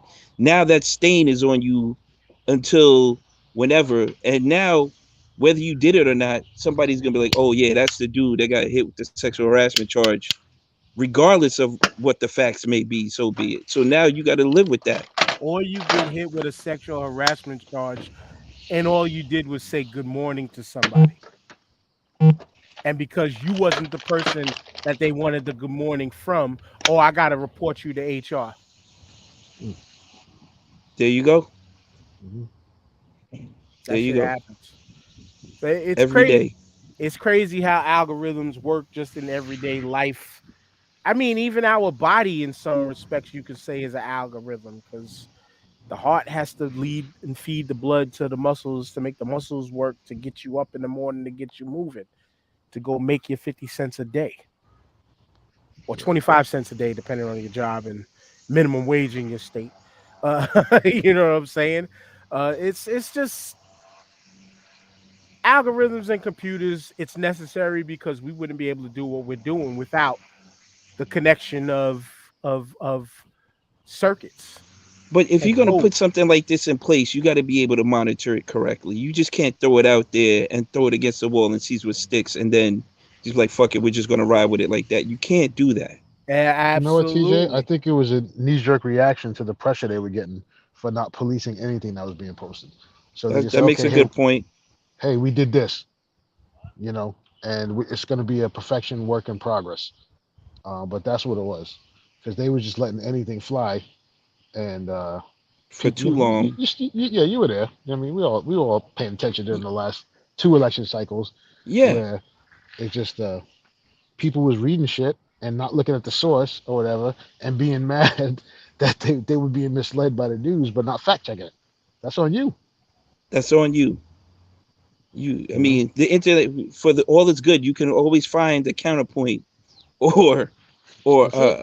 or a fact to dispute it. You know what I'm saying? So for Mhm. them to just blindly just wave a brush across it, I understand why they did it and the reasons behind it, but you got to set some parameters. You got to put something in place. I know they don't have the manpower to police everything, which is fine, but you got to that should be for the habitual offenders. You know what I'm saying? There's Mhm. people that are out here doing this shit on a regular basis constantly. Clean that up first and then work your way down to the lower offenses or the lower crimes. This all this shit we do is not even a slap on the hand offense to me Right. personally, in my opinion. Well, you have to For real. understand that Mark Zuckerberg is devoid of humanity, so he's just a damn android himself. Data. So yeah, that's it. So he he just takes everything you say literally, and if he doesn't understand, you just get a message that says "does not compute" in his brain, and then you don't do nothing. It said, do not compute. It's literally what was sticking in my head when you said that. Do not compute. Do not compute. It's crazy because in other cultures and in other backgrounds, what might be offensive to you and me might be perfectly fine to those people. You know what I'm saying? And that might not be offensive, but you came across that post and he was like, "Oh my god, I can't believe he said this." Well, he spoke to this person that way. Ban Right. him. It like great point there because that's been like in real life. Like take for instance, like remember the whole hysteria behind that girl who was a rapper, Krayshawn. Hmm. I think she was from Oakland, Oakland, and yeah. her crew allowed her to say nigga within the parameters of their crew. White girl. But any logical thinking white person that doesn't want the smoke knows you don't say that word, period. Unless you are, of those ignorant types. You don't say that shit. And offender is you took that outside of your bubble. Hmm. Not Hmm. everybody's going to like that. So expect the algorithms to chain a contingent of people ready to slap fire at your ass because you saying nigga with outside of your parameters. You know you shouldn't be doing it. You know what I'm saying? Like you know you should be doing it, but that's where when you think about it, it's like you kind of mentioned that human element has been removed from it. The human element is been far removed from it because like you said they probably to save money in a corporation hired 5 people to maintain the algorithm to make sure that it's working and nobody to review it because it doesn't affect their bottom line and added another employee which is more insurance and yada yada yada blah blah blah blah blah. The AI So don't have common sense though. You know what I'm and saying? that's where these things are the problem. At least have a department of reviewers because I'm sure they're getting thousands, if not millions, of disputes a day. You Have a know what quota though? for these people to answer. Fuck that. Hmm. I think we're forgetting one key element, and that is maybe they just don't fucking care. There's no competing product. So what are you gonna do?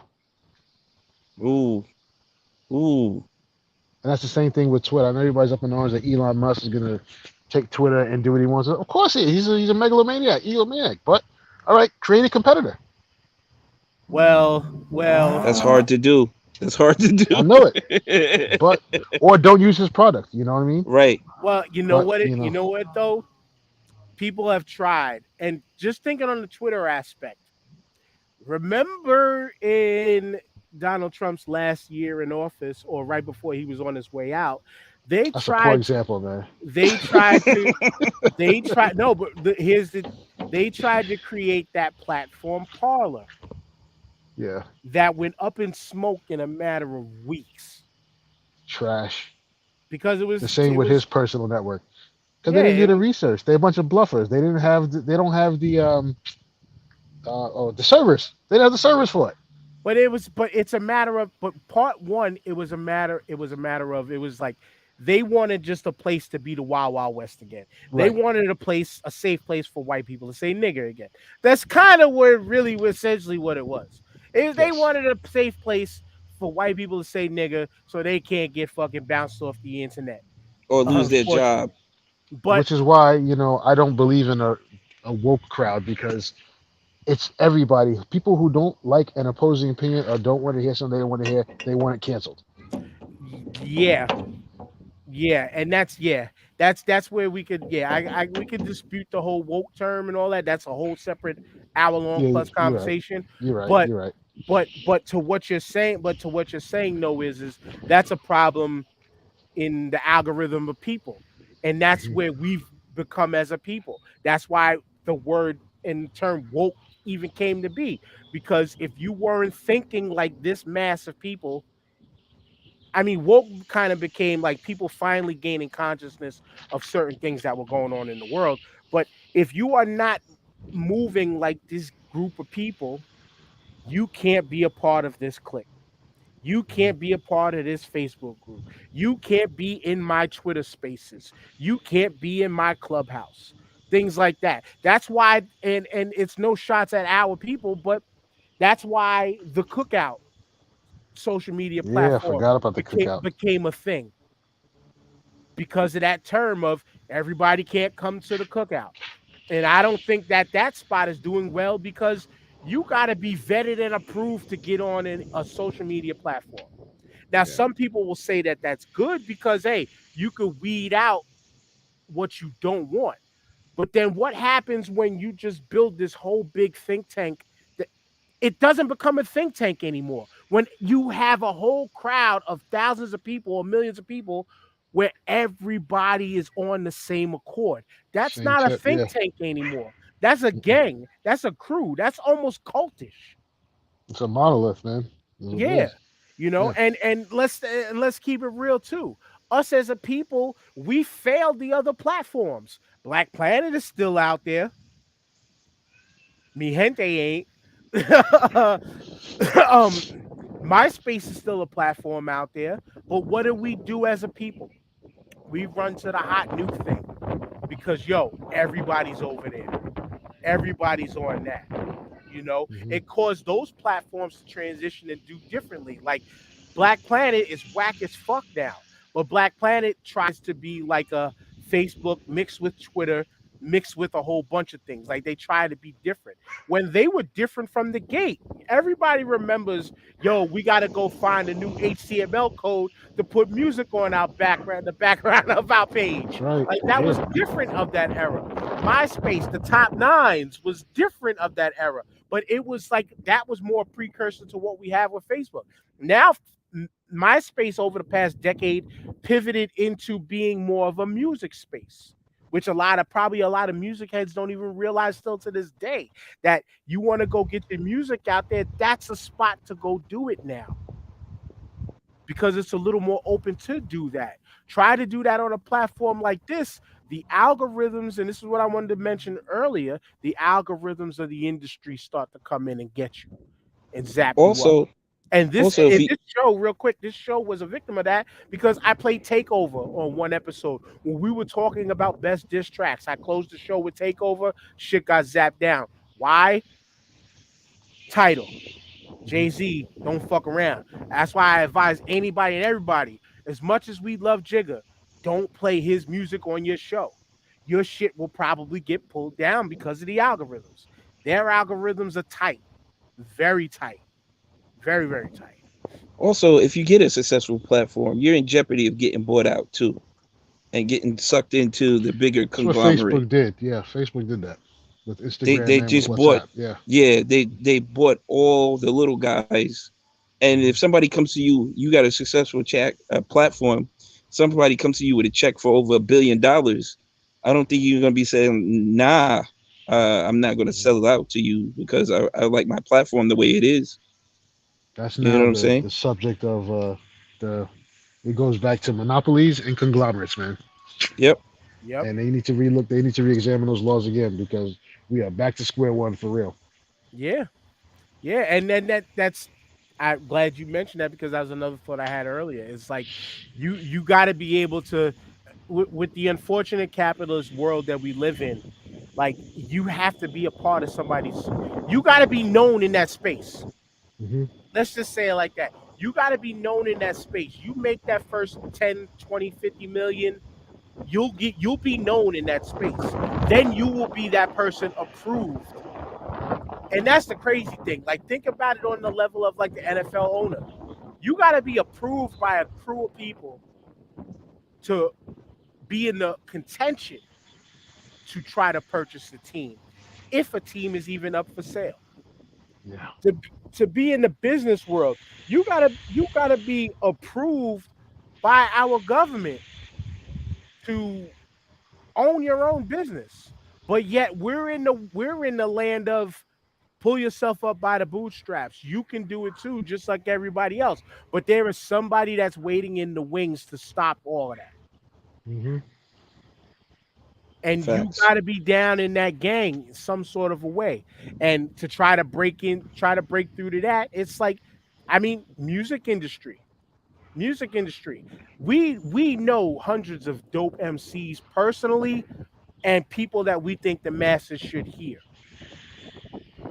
But if you're not in that space of industry, kissing somebody's ass, sucking toes under the desk, you might not get seen or noticed enough for more people to want to take a chance on you. Well, Dan, ain't that the real life algorithm right there? That's what I'm saying.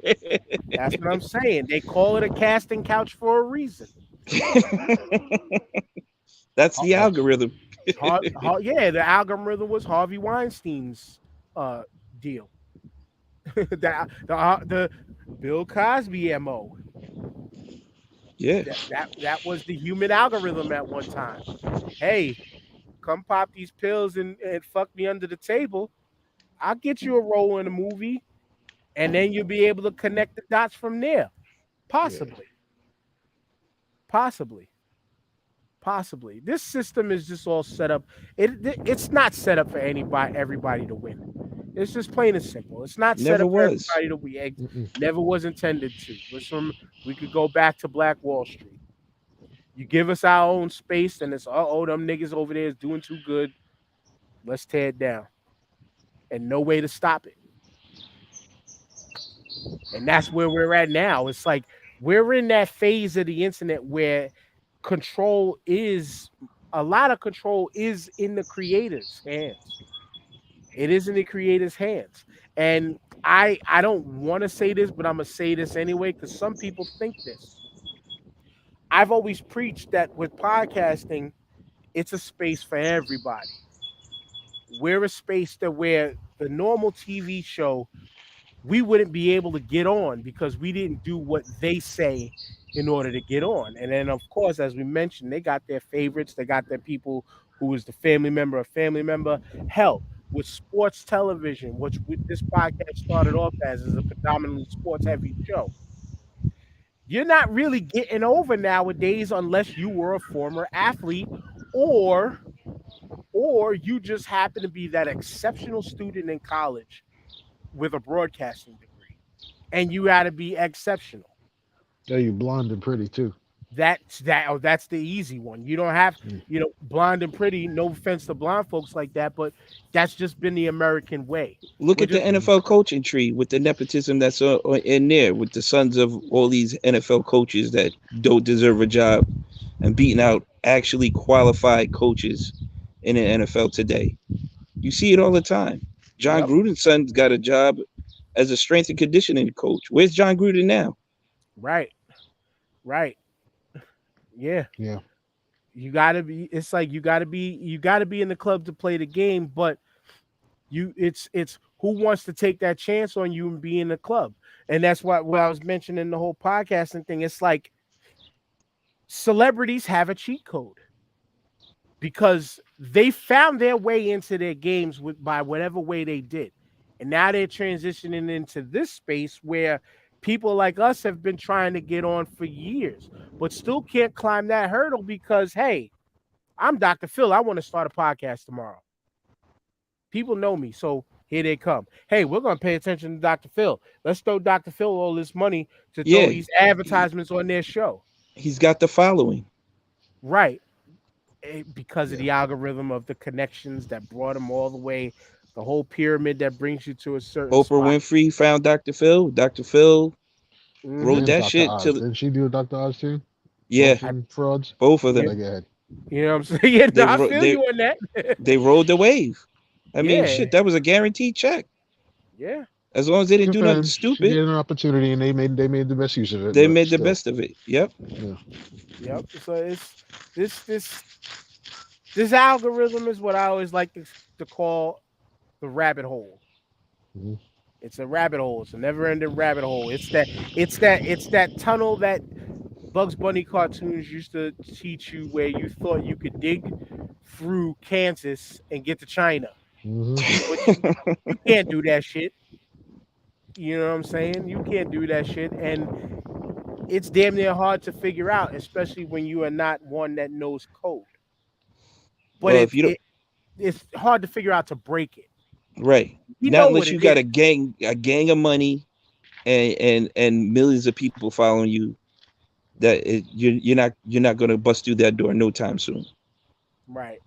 It's all about But access, man. If you got access, you're Keys to the above and kingdom. beyond. Yeah, yeah, that's it. and it's crazy. It's crazy how much more access plays over support because Ooh. you can be a person, say a Skip Bayless. A million people a day will watch you on TV, hate watch you on TV, don't like what words you say, but will tune into you each and every day because they hate you Mhm. Which is over crazy. over Crazy. showing Yeah. love. Over showing love. That's why I made a post on TikTok the other day asking, like, if you watch any TikToks, like a lot of people like to respond to the troll commenters and put their comments up on the thing and then do a video talking about it. The f- Like, no, like, why the hell are you giving a troll energy over the person that's showing you love? And that's why I said on the Starting Five platform, which is all of our platform, when I'm not doing that. I'm not doing that because it defeats the purpose of who we are, even though we talk shit about everything and everybody. But you're not giving energy to the troll when you could show love to the person that actually shows interest in what you're talking about, shows interest in what you're doing, complies with y- what you're saying. Yo, my bad. No, we see you No, a bird just shitted like literally like a foot from me, and I'm like, what the fuck? It just landed on the table, and I'm like, what the hell just happened? you know You sure it wasn't that hawk? that was that was YouTube Yo, that trying to was that was too close for comfort right there, bro. that That's Damn. the was algorithm. You must have tricked the algorithm. I was gonna say that was YouTube sending a message like, "Nah, these niggas is talking too much. Get them. They know I'm under a porch, so they can't shit on me without flying through." Jesus You Christ. know? Oh my God, that was scary. It's funny, but yo, that's it. That was a great way to end it. We talked enough shit, and TJ almost caught the shit. Yeah, literally. Go Damn, they ahead. splashed on me. Yo, great show. Great show. We Mhm. need we need more topics like this to discuss. We need more interaction with the people, of course. Love it. Love you guys always bringing facts and great opinions to the topics. Hit the QR code to find all things Starting Five podcast over my left shoulder, your right. And great show, guys. Yep, yep. Word up. Peace out to Curtis and to Ed in the comments. And Mayor TJ, great show, y'all. Fascinating topics as usual. Um, it'd be good to keep some of this NBA playoff talk going. And I don't think we spent enough time on talking about the Nets, but it's okay. I It's think all right. I think we talked about the Nets more than they lasted in the playoffs this year. But I You know, digress. Like and everybody then said, y'all know what to do. yeah, Hit the QR code. I gotta look over the website again. I forgot. There is a free version. Like it's the website name is too long. I might just put it in the link tree the way it is, and you could just hit the link tree. But that's the best thing to do. Go to that link tree right by TJ's head. It's to the right of where TJ shit, where the bird shit next to T. No, it's to the Def, left of where TJ. definitely Shit. is. You know what I'm saying? That's not the pattern of the QR code. Is not the pattern of the bird shit that fell. But that's it. We out. We'll see y'all next week. Shout out to Oh, Disabled Planets. that's it. Disable planets. Keep it Ishtar. keep it Um. Ishtar. Also, too, just to cap it off, Philly Cigar Week is coming. We're gonna be there probably within the next couple weeks too. We're gonna have the owner and creator of Philly Cigar Week on once again. The big homie John is gonna come through, possibly Choc Belafonte again. Big ups to them and everything they do with Philly Cigar Week. They're winning awards all over the country, and it's a dope event, man. So if y'all want to get out, the Start Five podcast is gonna be there. I think we kind of like the official podcast of Philly Cigar Week too. Gonna be there live. Saying, but we're gonna be there live, chop it up with us, smoke with us, chill. We're gonna do some interviews. We're gonna play some games, give away some shirts, some stickers, shit like that, man. Come out. We're gonna give all the information as the weeks go on. And now that's it. Peace. Peace. Peace.